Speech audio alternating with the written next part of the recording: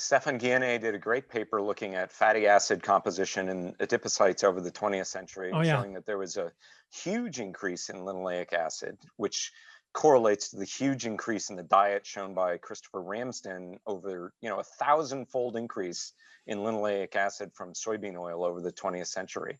And the key thing to note, the key thing to be aware of is that linoleic acid is so unstable that it auto-oxidizes even if it's just sitting in your cells, right? You don't have to have it sitting in a jar for it to oxidize. If you eat enough of it, it will build up in your cells and it will oxidize there, right? It's going to turn into H&E. This is shown in the literature in adipocytes. It's going to prevent your adipocytes from dividing as they should when they're healthy. It's going to turn into this, I didn't even really get into this, but basically oxidized linoleic acid is indistinguishable to your body from a bacterial infection, right?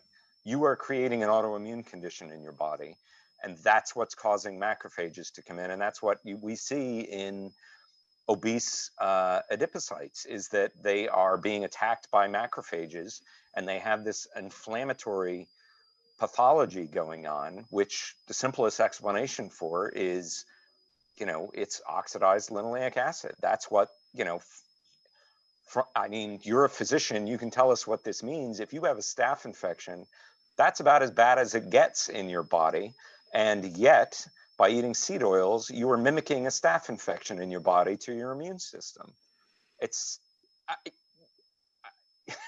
I mean, this will get us kind of off topic a little bit, but it's the exact same mechanism that happens when poison ivy, which also is caused by polyunsaturated fatty acids. Nobody eats poison ivy. You'd have to be out of your mind.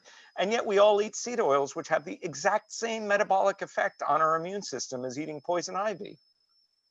It's striking. It's striking, Tucker, and I so appreciate your work. Yeah, I love it.